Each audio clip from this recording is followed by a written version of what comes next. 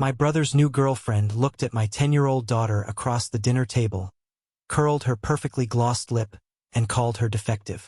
She did it with a laugh, a casual little flick of her wrist, as if she were pointing out a smudge on a wine glass instead of crushing a little girl's spirit. And the worst part? My own mother laughed along, turning to my terrified kid and snapping at her to stop ruining the mood. My blood turned to ice in my veins. I wanted to scream. I wanted to flip the table and drag my daughter out of that toxic house forever. But I didn't. I just sat there. I let them talk.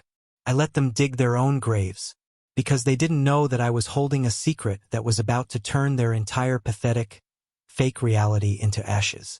Every family has a currency. Some trade in affection, others in guilt. In my family, the currency was always just me paying for things. I am Desmond. I am 34 years old, a single dad, and a route analyst for a regional medical logistics distributor. It is a quiet, steady job. I track shipments, verify clinic credentials, and make sure specialized medical equipment gets to legitimate facilities. It pays the bills, keeps a roof over our heads, and puts food on the table for my daughter, Elodie. Elodie is my entire world. She is 10, bright-eyed, obsessed with space documentaries, and she has a mild auditory processing delay. Sometimes, when she gets nervous or overwhelmed by loud noises, her brain struggles to catch up with her mouth, and she trips over her words. It is not a tragedy. It is just a part of who she is, and she works so hard every single day to navigate a world that doesn't always have the patience to listen. I have all the patience in the world for her. My family, however, does not. Last Sunday, my mother called me. She did not ask how my week was. She did not ask how Elodie was doing in school. She just said, "Family dinner, 6 sharp, your brother has big news, and do not show up empty-handed." I pulled my 10-year-old Honda Civic into my parents' driveway right at 5:45. Parked right in the middle of the driveway, forcing me to park on the street, was a gleaming, spotless BMW. It was Lachlan's car. Well, it was a car Lachlan was currently leasing, probably with a predatory interest rate. Lachlan is my 28-year-old brother. In my mother's eyes, he is a misunderstood genius, a golden child just waiting for his big break. In reality, he is a guy who quits every job the second a manager asks him to show up on time. I walked up the front steps holding a heavy tray of premium barbecue I had spent all afternoon smoking. Elodie was right beside me, holding a plastic container of her homemade chocolate chip cookies, beaming with pride. My mother, Sylvia, opened the door. She did not look at Elodie. She looked at the tray in my hands and sighed. "Oh, Desmond, you brought ribs? Really? Sabine is highly refined. I specifically told you to bring a nice bottle of wine.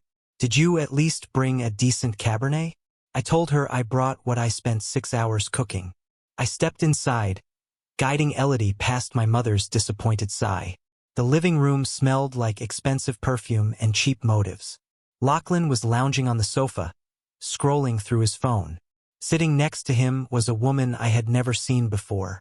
She had sleek, highlighted hair, nails that looked like they cost more than my weekly grocery budget, and a posture that screamed she was doing us all a massive favor just by breathing our air.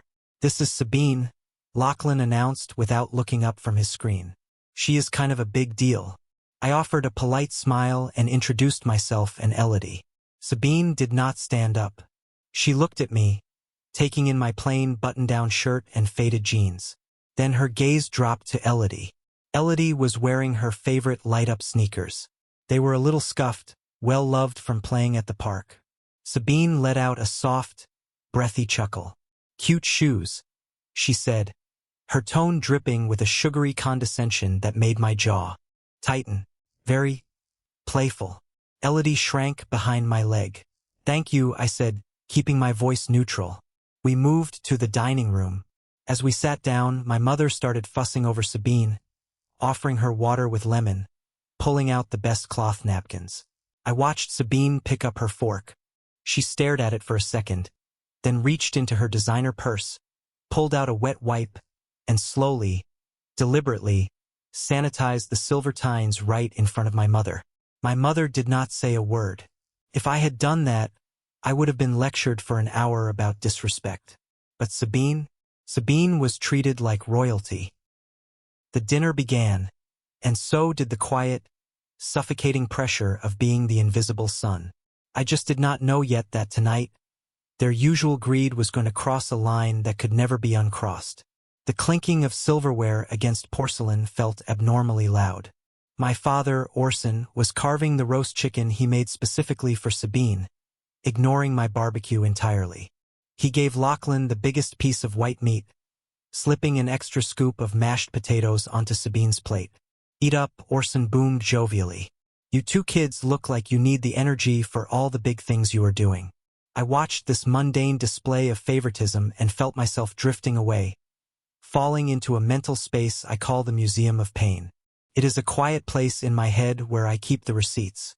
Not just emotional receipts, literal ones. As I chewed a piece of dry chicken, I looked at Lachlan. My mind flashed back to last November. A rainy Tuesday night, my phone ringing at 2 in the morning. It was my mother, hysterical. Lachlan had wrapped his previous car around a street lamp after having a few too many drinks. He was not hurt, but the car was totaled, and he did not have full coverage. My mother wept into the phone, begging me to help him. "If he does not have a car, he loses his job, Desmond. You have to save your brother's future." I paid the mechanic $4,200.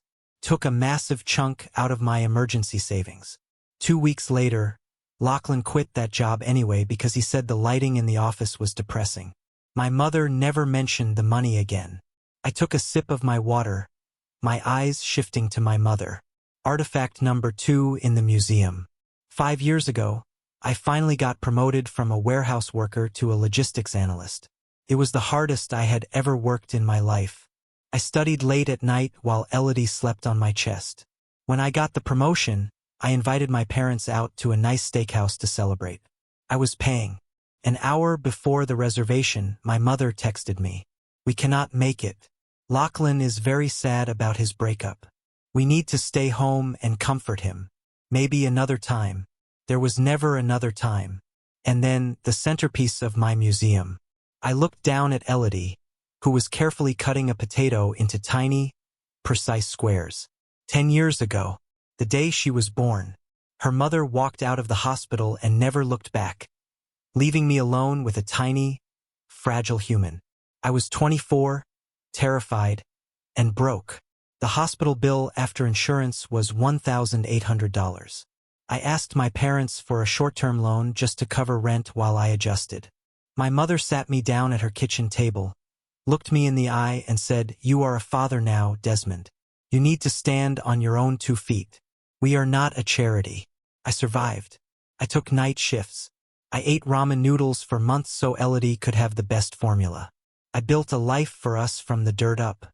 And over the years, as I stabilized, the family suddenly decided I was their personal safety net. On my phone, hidden in a secure folder, is an Excel spreadsheet simply titled, Family. I update it meticulously. I track every forced contribution, every guilt-tripped bailout, every utility bill I paid so their lights would not get shut off. The current total sat at $28,450 over the last 4 years alone. I knew the number by heart. It was the price of my admission to this family. My job has made me a person of extreme precision. When you verify medical clinics, you have to be. I look for the truth behind the paperwork. I check licenses, track insurance fraud histories, and ensure that the people handling sensitive equipment are actually who they say they are. It is black and white. You are legitimate or you are a fraud. I bring that same cold logic to my life now. I was pulled out of my thoughts by Sabine's voice. She was talking about her social media following, waving her fork in the air. "It is just so exhausting," she was saying, tossing her hair over her shoulder. "Having hundreds of people waiting for your next post. But when you are a professional, you just have to give the people what they want, right?" Lachlan nodded like she was dispensing ancient wisdom. "She is building a brand, Desmond. Something you probably would not understand. Stuck in a cubicle all day." I kept my face perfectly blank. "I am happy for you both," I said mildly. The clinking of the glasses brought me back to the present moment. Sabine smiled, a sharp, predatory expression. I watched her take a long sip of her wine. I knew something was coming.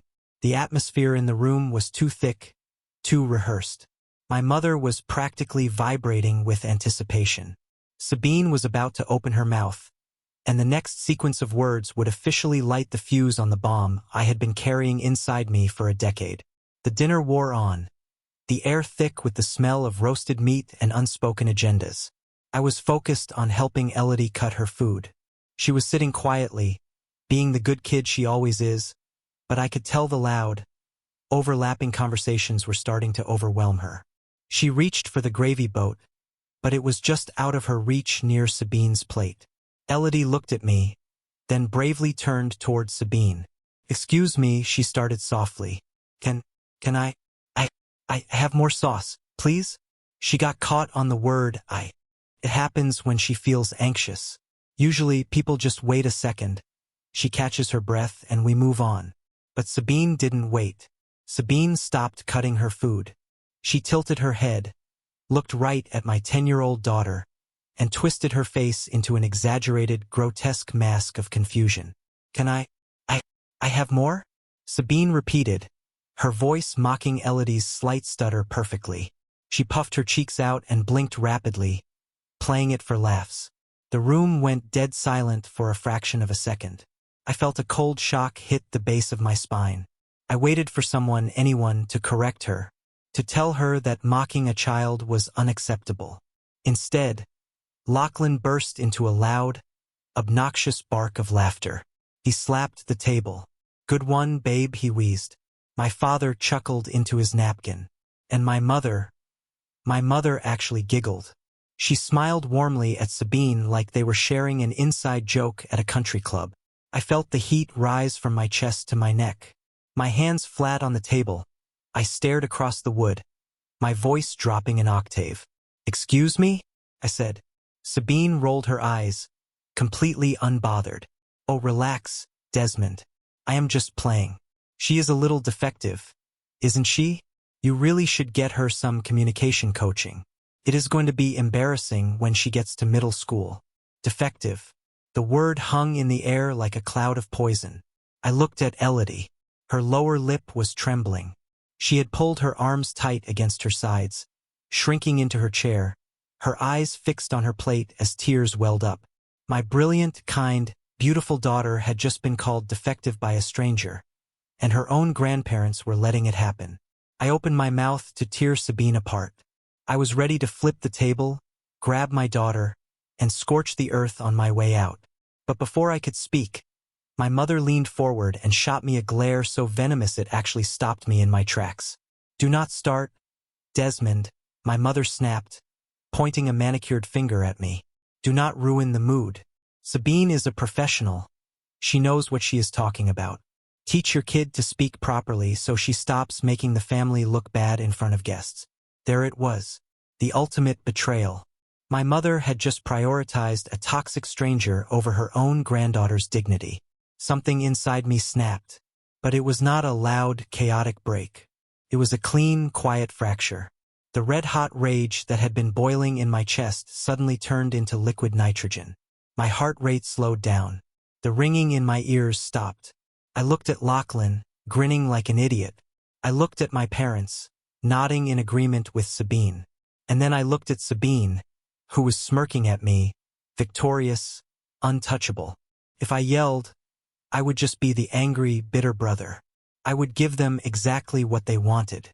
I would be the villain who ruined the lovely dinner. I realized then that getting angry was a waste of time. Anger is messy. Destruction, however, requires focus.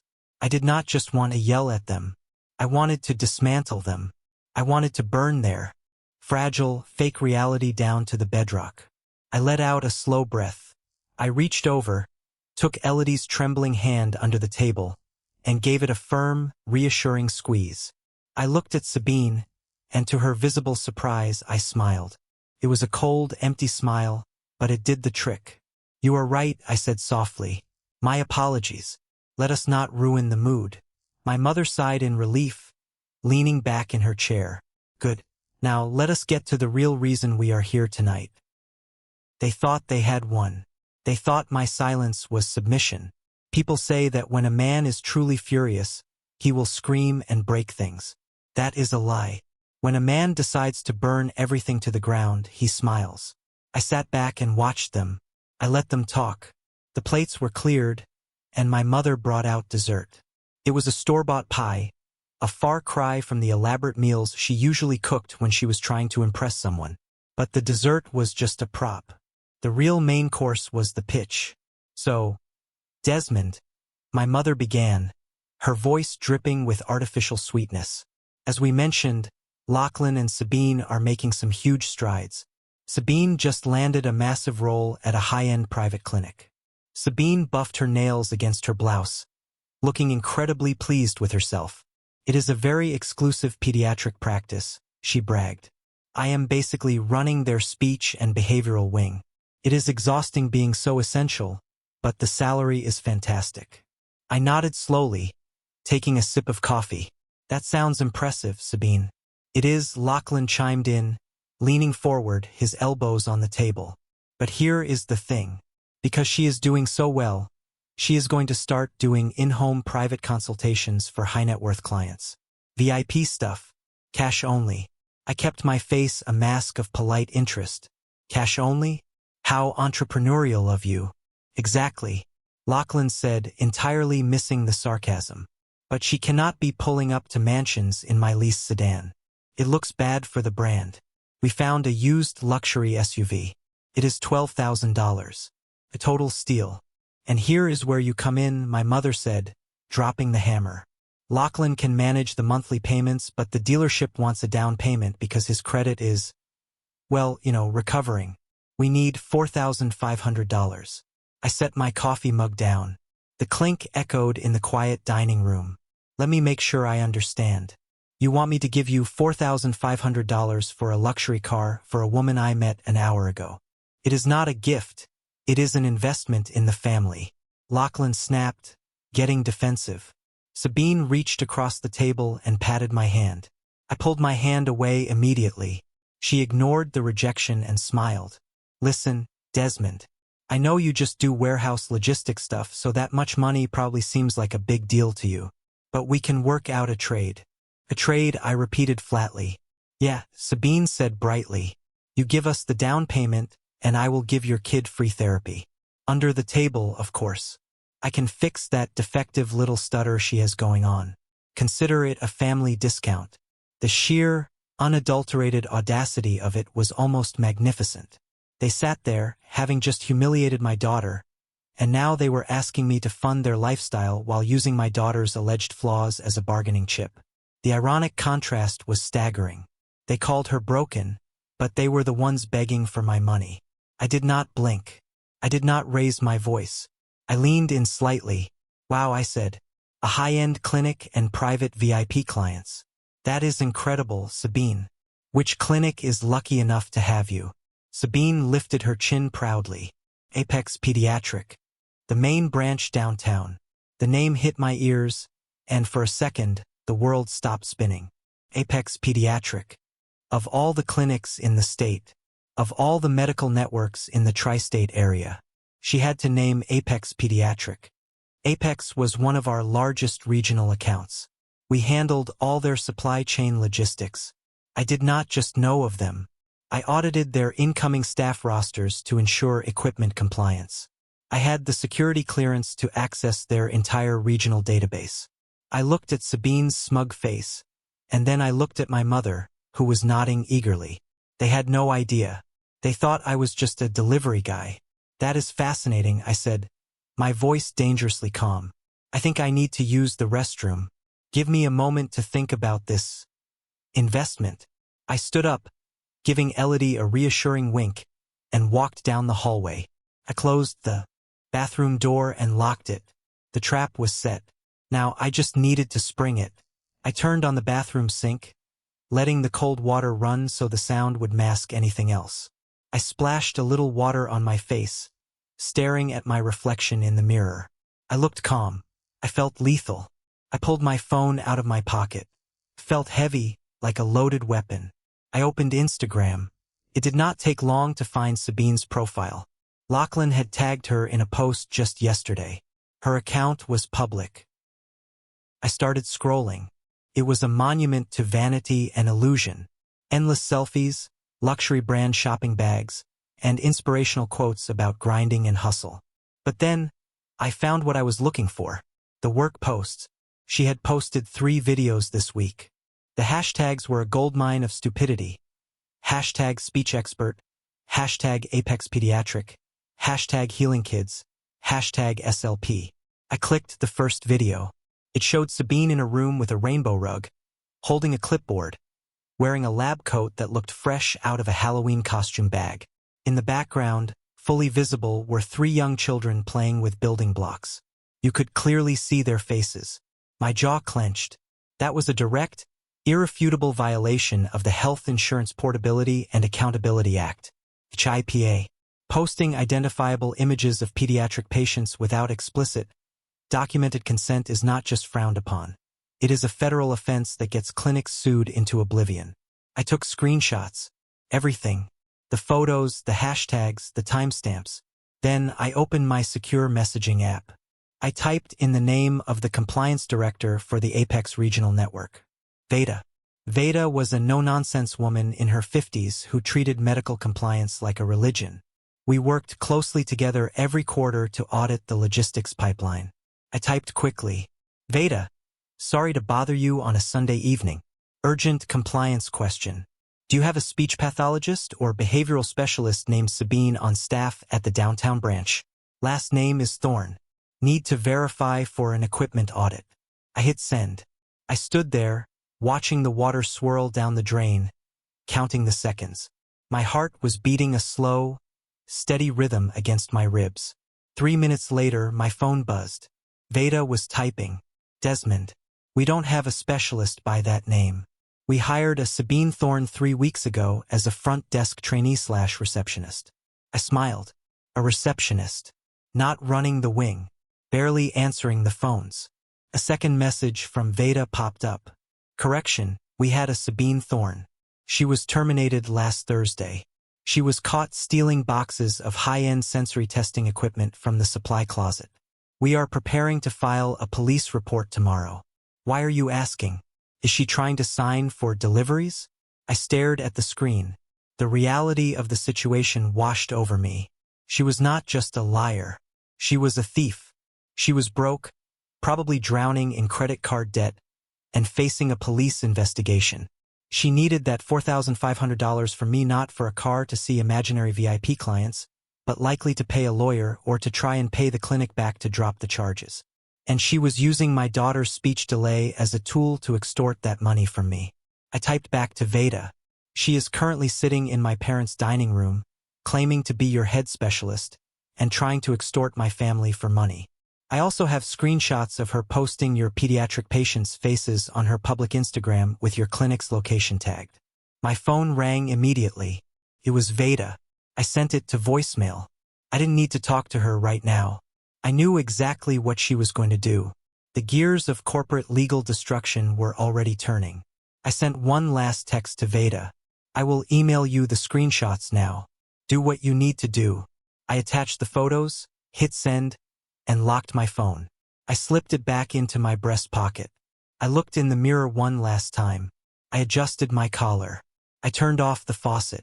I stepped out of the bathroom and walked back down the hallway.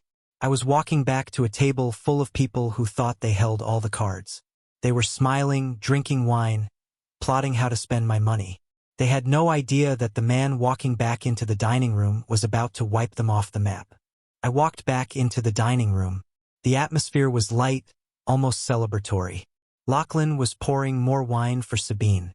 My mother was smiling, cutting a slice of the cheap pie for my father. Everything okay, Desmond? My mother asked, her tone suggesting I had taken too long. Everything is perfect, I said, taking my seat. Lachlan slid a small piece of paper across the table toward me. It had a routing number and an account number scrawled on it. Here are the details for the transfer, bro. If you can push the $4,500 through by tomorrow morning, we can go pick up the SUV by noon. I looked at the piece of paper. I did not touch it. Instead, I reached into my bag on the floor and pulled out a pair of high-end, noise-canceling headphones. I bought them for Elodie for moments when the world got too loud. "Elodie, sweetie," I said, handing them to her. "Why don't you go sit on the living room sofa and watch that documentary on your tablet? The adults are going to talk about boring money stuff." She looked at me, her big eyes filled with relief. She took the headphones, gave me a quick hug, and scurried out of the dining room. I waited until I saw her settle on the couch, the headphones safely over her ears, lost in a world of stars and planets. She was safe. I turned my attention back to the table. I picked up the piece of paper by the corner and set it down in the center of the table. "So, Sabine," I said, resting my elbows on the table and steepling my fingers, "let us talk about this free therapy you are offering. Since I am investing in your private practice, I think it is only fair I understand the business model." Sabine sighed, a put-upon sound. "Desmond, it is complicated medical stuff. I do not want to bore you. Try me," I said, my voice a soft purr. "I am a quick learner. For instance, if you are doing private, in-home care for minors, how do you handle your CPT billing codes for out-of-network insurance? Do you use a 92507 code for speech, or do you bill it under a broader behavioral umbrella?" Sabine froze. The wine glass stopped halfway to her mouth. She blinked. "What? Billing codes?" I repeated patiently. "And what about your liability insurance? Doing home visits without a clinic umbrella means you must carry a massive personal malpractice policy. Who is your underwriter?" Lachlan frowned, looking between us. "Hey man, what is with the interrogation? I am just protecting my investment, Lachlan," I said smoothly, not taking my eyes off Sabine, "because I would hate to give $4,500 to someone who isn't fully compliant with HIPAA regulations. You do know HIPAA, right, Sabine?" Sabine's face was starting to lose its color. "Of course I know HIPAA," she snapped, her voice pitching up defensively. "I am a professional." "Then you know the penalties for unauthorized public broadcasting of pediatric patient imagery," I said. The silence that fell over the table was absolute. It was not a peaceful silence. It was the silence of all the oxygen being sucked out of the room before an explosion. My mother looked confused. "Desmond, what on earth are you talking about? Stop trying to sound smart with your delivery boy jargon." Sabine swallowed hard. She tried to muster a laugh, but it sounded like glass breaking. "He is just trying to intimidate me because he is cheap," she told my mother. "He doesn't know anything about high-end medicine." I smiled. It was a terrifying smile, the kind that never reaches the eyes. If you were sitting at a table with someone who just insulted your child, and you held the evidence that could send them to jail, would you wait, or would you drop the hammer right then and there? I reached into my pocket and slowly pulled out my phone. "Let us see how much a delivery boy knows," I whispered. I placed my phone flat on the center of the dining table, the screen illuminating the polished wood. The silence in the room was so heavy it felt like you could cut it with a knife. Lachlan was staring at me with his mouth slightly open, his brow furrowed in a mix of confusion and rising anger. My mother looked entirely bewildered, glancing between me and Sabine as if waiting for a punchline that was never going to come. Sabine, however, looked like a deer caught in the headlights of a speeding freight train. Her perfect posture had collapsed, and her manicured hands were gripping the edge of the table so hard her knuckles were white. "Let us start with the basics," I said, my voice barely above a whisper, but carrying effortlessly across the tense space. "If you are running the pediatric behavioral wing at a high-end facility like Apex, you must be registered with the state medical board. It is a matter of public record. Anyone can look it up." I tapped the screen, opening the browser to the state health department's official licensing registry. I pushed the phone slightly toward the center so everyone could see the search bar. "Go ahead, Sabine," I offered. "Type in your license number, or just your full legal name. Let us see those credentials." Sabine let out a shaky, breathless laugh. She did not reach for the phone. "This is ridiculous, Desmond. I do not have to prove anything to you. The state system takes months to update new senior staff profiles. It is a clerical delay. Everyone in the industry knows that." "Is that right?" I asked, tilting my head. "A clerical delay for a senior specialist?" That is strange. Because I run logistics audits for Apex Pediatric. If a staff member is not in the active registry, my system flags them, and they are legally not allowed to be within 50 feet of a patient, let alone run a wing. Lachlan slammed his hand on the table, rattling the wine glasses. "Hey," he shouted, his face flushing red. "Stop interrogating my girlfriend. You are just jealous because you are a glorified delivery boy and she is actually saving lives." I ignored my brother entirely. My eyes never left Sabine's pale face. "If the state registry is broken," I said softly, "then let us look at your own portfolio." I picked up my phone and swiped down, opening the screen mirroring function. My parents have a large smart television in the adjoining living room, directly in our line of sight from the dining table. I tapped the connection button. A second later, the massive screen flickered to life, mirroring my phone. "What are you doing?" my mother demanded, her voice trembling.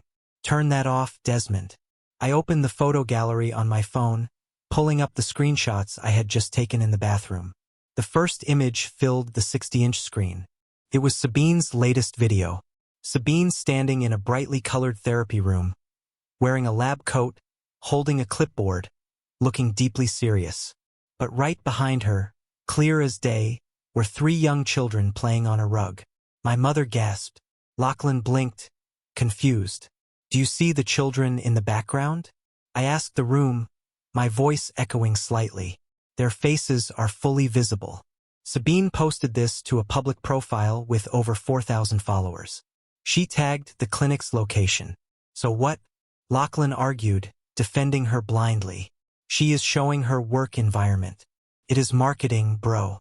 "It is a federal crime," I corrected him, my tone sharpening like a blade.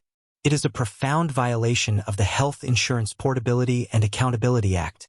You cannot broadcast the faces of minor patients without written legal consent. Clinics get sued for millions of dollars over this. People go to federal prison for this." Sabine's face went from pale to a sickly shade of gray. "I have consent forms," she shrieked, her voice cracking. "The parents signed them." I swiped to the next screenshot. It was the caption of the video. It read, "Just another day fixing the broken ones. Exhausted but #blessed. Fixing the broken ones," I read aloud, letting the words hang in the air. "The same way you called my daughter defective. You think you are untouchable. But the truth is, you are nothing but a fraud playing dress-up." My father stood up, his chair scraping loudly against the floor. "Enough," he bellowed. "I will not have this kind of disrespect in my house. Turn that television off right now." "Desmond." "I am not done," I said, turning my cold gaze to my father. "You all sat here and laughed while this woman humiliated Elodie. You told Elodie to stop ruining the mood. Now you are going to sit there and watch the mood get permanently ruined." I tapped the screen one more time, opening the secure messaging app. The name Veda, Compliance Director at Apex Pediatric, appeared in massive letters on the living room screen. The silence was deafening as I opened the message thread with Veda. I did not just let them read it. I read it out loud, enunciating every single word so there could be no misunderstanding, no twisting of the narrative. "Message from the Regional Compliance Director for Apex Pediatric," I announced. Quote, "We do not have a specialist by that name. We hired a Sabine Thorne 3 weeks ago as a front desk receptionist trainee." Lachlan recoiled as if he had been slapped. He looked at Sabine, his eyes wide. "A receptionist? You told me you were the head of the department." Sabine was shaking her head frantically, her highlighted hair whipping around her face. "It is a lie," she cried out, pointing a trembling finger at the television. "He is faking those messages. He hates me." I kept reading, my voice slicing through her panic. Quote continues, "Correction. We had a Sabine Thorne. She was terminated last Thursday. She was caught stealing boxes of high-end sensory testing equipment from the supply closet. We are preparing to file a police report tomorrow morning." End quote. My mother pressed both hands to her mouth, letting out a muffled, horrified sound. My father sank back into his chair, the fight draining out of him instantly. I looked directly at Sabine, the arrogant, smirking woman who had wiped her fork with a sanitizing wipe and mocked my child's speech was gone. In her place was a desperate, cornered thief. "You were fired 4 days ago," I said, stating the facts coldly. "You stole medical supplies from sick children. And now you are facing a police investigation for grand larceny, plus a federal investigation for posting patient faces online." Lachlan grabbed Sabine by the shoulder, spinning her to face him. "Tell me he is lying," he yelled, his voice cracking with a mixture of rage and profound embarrassment. "Tell me you did not lie to me." Sabine burst into loud, ugly tears. She tried to grab Lachlan's hands, but he yanked them away. "I just needed the money," she sobbed, mascara running down her cheeks in dark streaks. "I have $30,000 in credit card debt. The clinic was not paying me enough. I was going to sell the equipment online. So the VIP private clients I interjected smoothly were just a fairy tale. The $4,500 you two were begging me for tonight was not for a luxury vehicle. It was to pay a lawyer, or maybe to try and buy off the clinic before they called the cops." Sabine buried her face in her hands, weeping loudly. Lachlan stood up, pacing back and forth in the small dining room, pulling at his hair. "Oh my God," he muttered over and over again. "I told all my friends you were a doctor. I told everyone. You called my daughter defective," I said, my voice dropping to a dangerous, lethal register. I took a step towards Sabine. She flinched, shrinking back into her chair. "You do not even have the moral or professional qualifications to mop the floors of a hospital, let alone treat a child. My daughter is brilliant. She is kind. She is 10 times the human being you will ever be." Sabine did not answer. She just continued to sob, a pathetic, broken sound. "Desmond," my mother whispered, her voice fragile, "please, turn the screen off. The neighbors might see through the window." Even now, her primary concern was how the family looked to the outside world. It was never about right or wrong. It was about appearances. The irony was suffocating. They spent their whole lives polishing a fake trophy, and now that it was shattered, they only cared about sweeping up the glass before anyone noticed. I turned off the television. The screen went black, plunging the living room back into shadows. But the darkness did not erase what had just been exposed. My father cleared his throat, trying to regain some semblance of patriarchal authority. "Well," he said gruffly, "this is clearly a matter between Lachlan and his girlfriend. We will handle this privately. As a family." I looked at my father. I saw a weak man who had spent decades enabling a toxic dynamic. "No," I said, "we are not done. The truth about Sabine was just the appetizer. Now it is time for the main course." I unlocked my phone again. It was time to close the bank. I opened the hidden folder on my phone. I tapped on the green icon. The spreadsheet titled Family loaded instantly on my screen. I did not bother casting this one to the television. I wanted to look them in the eye as I read the numbers. Orson, my father, narrowed his eyes. "What is that? What are you doing now?" "Desmond," I said, "we are done for the night." "We are done when I say we are done," I replied, my voice steady and unwavering. "For the past decade, I have been the silent ATM for this family. I paid while you applauded Lachlan for breathing. I funded your emergencies while you ignored mine. But the bank is officially closed, and I am handing out the final statement." I looked at the spreadsheet. Line 1, I began. "November of last year. $4,200 to the mechanic because Lachlan crashed his car drunk and did not have insurance." Lachlan stopped pacing. He stared at the floor, his face bright red. Line 2, I continued relentlessly. "March.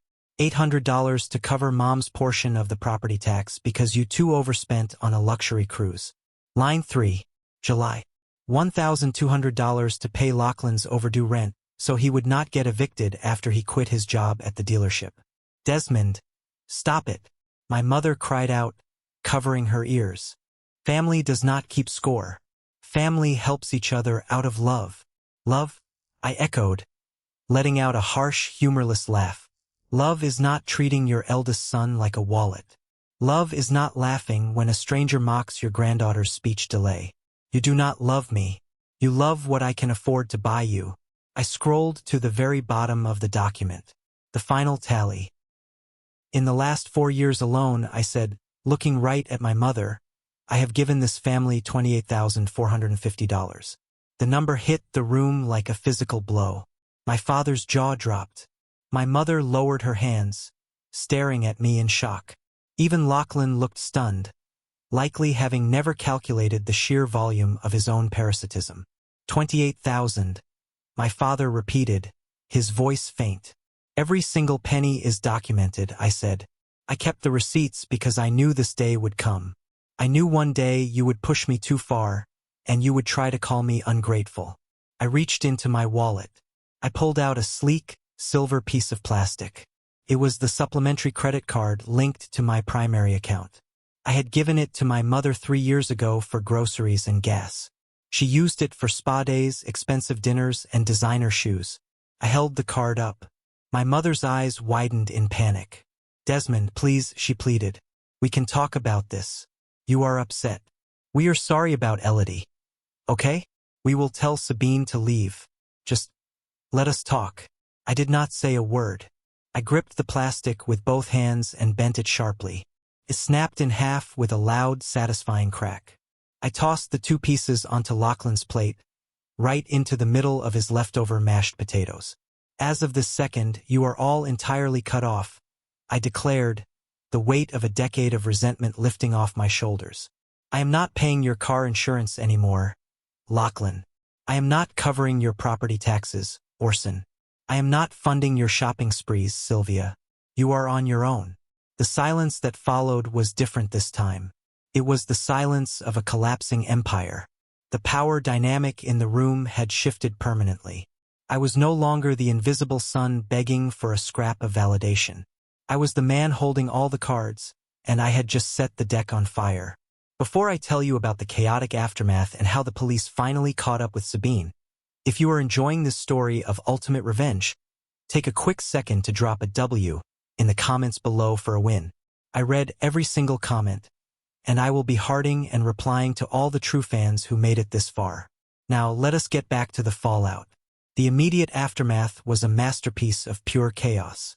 Sabine, realizing that the $4,500 lifeline was gone and that her criminal actions were fully exposed, suddenly turned her desperation outward. She stood up, kicking her chair back so hard it crashed to the floor. She pointed a shaking finger at Lachlan. "This is your fault," she screamed, her voice shrill and hysterical. "You told me your brother was a pushover. You said he would pay for whatever we wanted. You are a broke, pathetic loser." Lachlan looked like he had been struck by lightning. "Excuse me?" he yelled back, stepping toward her. "I am the loser? You are the one stealing medical equipment and lying about being a doctor. Get out of my parents' house." As they began to scream at each other, throwing insults that echoed off the dining room walls, my mother resorted to her oldest, most reliable manipulation tactic. She grabbed her chest, gasped loudly, and dramatically slumped forward against the table. "Oh, my heart," she wailed, her eyes fluttering closed. "Orson, my heart. The stress is killing me. 10 years ago, I would have panicked. I would have rushed to her side, apologized for upsetting her, and written a check just to make the peace. Tonight, I did not even blink. I knew her medical history. Her heart was stronger than a racehorse's. Call an ambulance if it is real, Orson," I said flatly over the noise of Lachlan and Sabine's screaming match. "But remember, I am not paying the hospital bill." My mother's eyes snapped open instantly, the fake medical emergency forgotten. She glared at me with pure hatred. "You are a monster," she hissed. "You are destroying this family over a stupid joke." I did not answer her. I turned my back on the screaming, the fake fainting, and the shattered pieces of the credit card. I walked out of the dining room and down the hall into the living room. Elodie was sitting exactly where I left her. Her noise-canceling headphones were firmly over her ears, the tablet glowing softly in her lap, showing a documentary about the rings of Saturn. She looked up as I approached, sliding the headphones off one ear. "Are we leaving, Dad?" she asked softly. Her eyes darted toward the hallway, where the muffled sounds of shouting were still leaking through. Did I ruin the party? I felt a sharp ache in my chest. I knelt down in front of her, taking her small hands in mine. I looked her right in the eyes. No, Elodie, I said firmly. You did not ruin anything. You are perfect exactly the way you are. The people in that room are just very confused and very unhappy. We are leaving because we do not have time for unhappy people. We just took out the trash. She gave me a small, hesitant smile. Okay. I grabbed her coat from the entryway closet and helped her put it on. As I was opening the front door, my mother marched out of the hallway. Her face was flushed, her hair disheveled. If you walk out that door, Desmond, she threatened, her voice shaking with rage, do not ever come back.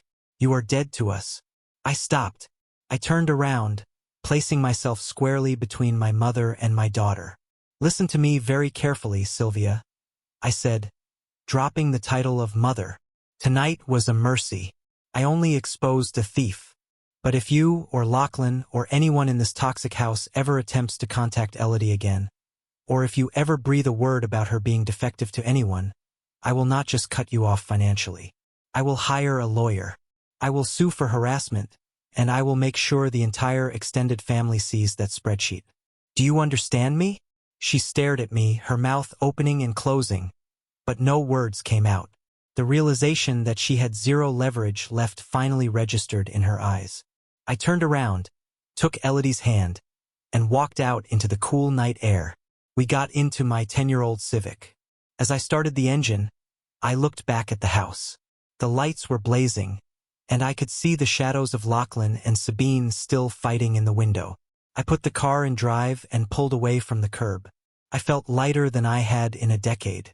Can we get ice cream on the way home? Elodie asked from the back seat. I smiled, a real, genuine smile. Yes, sweetie. We can get all the ice cream you want.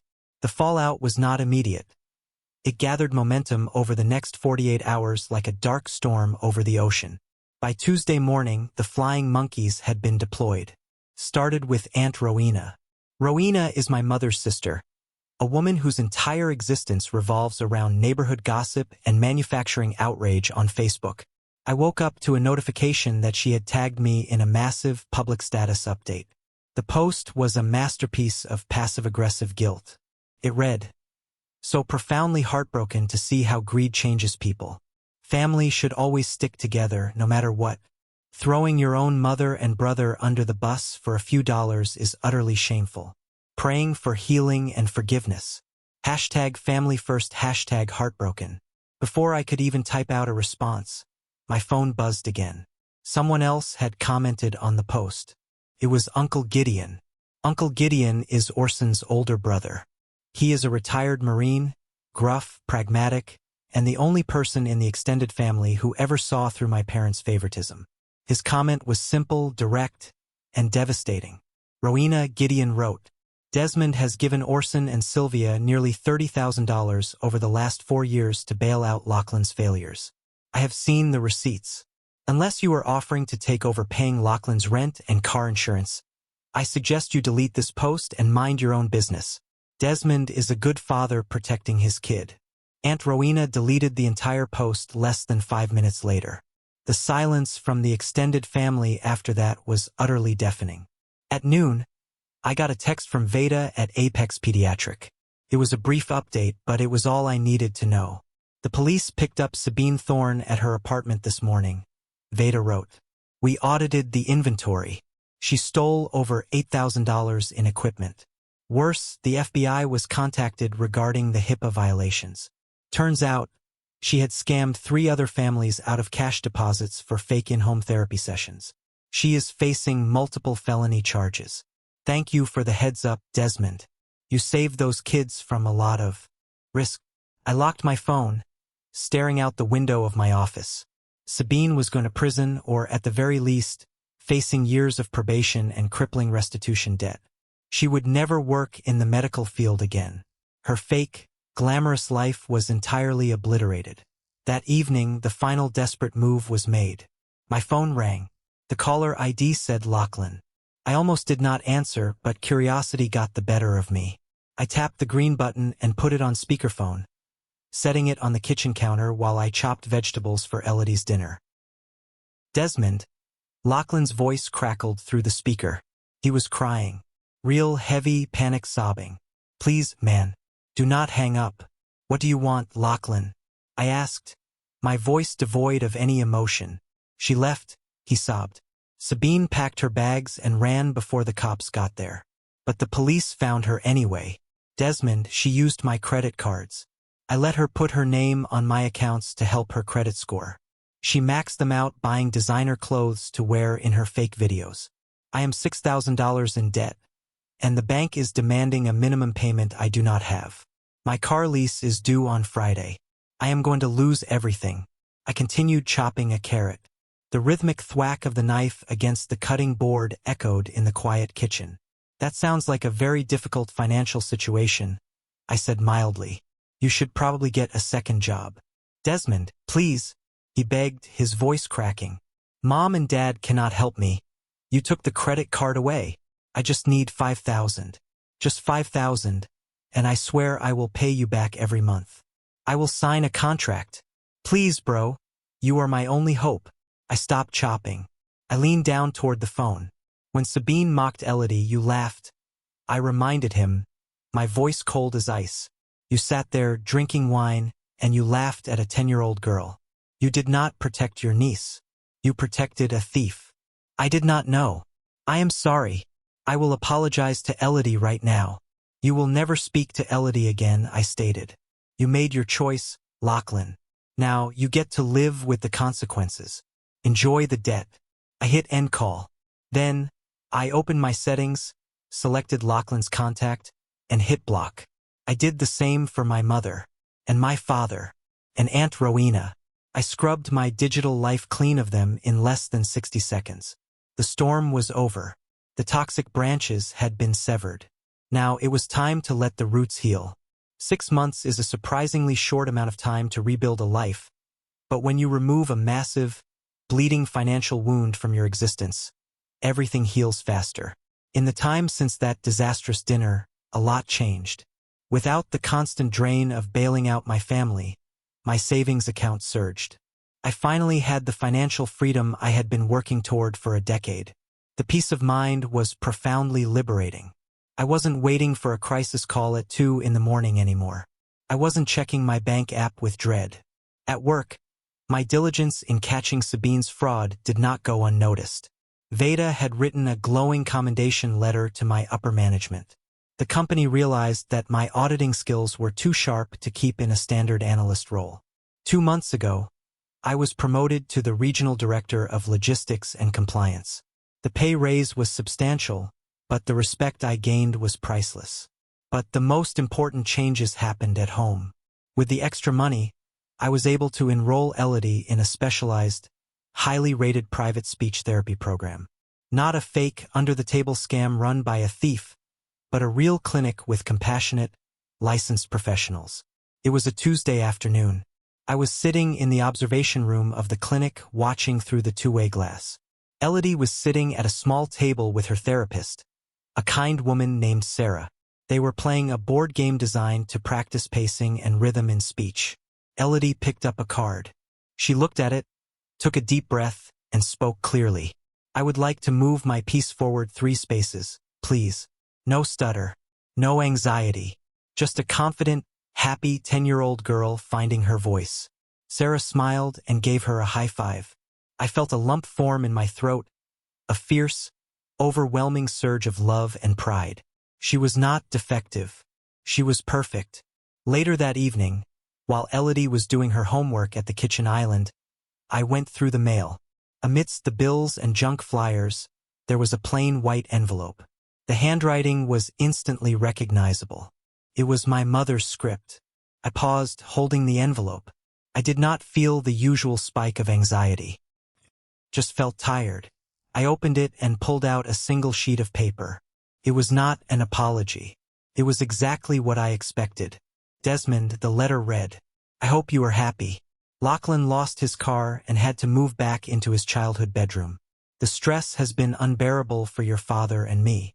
I hope your pride is worth destroying the only family you will ever have. A son who turns his back on his own blood is a tragedy. May God forgive you, because I am struggling to. I read the words twice. I looked at the handwriting, remembering the woman who had laughed while a stranger bullied her granddaughter.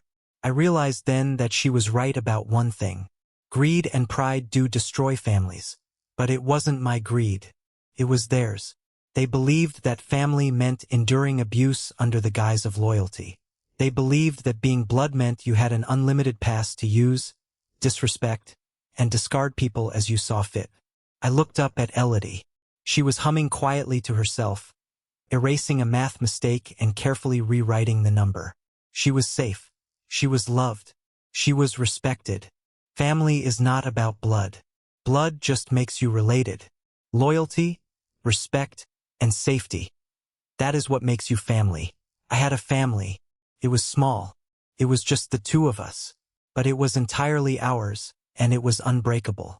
I walked over to the paper shredder tucked under my home office desk. I fed the letter into the slot.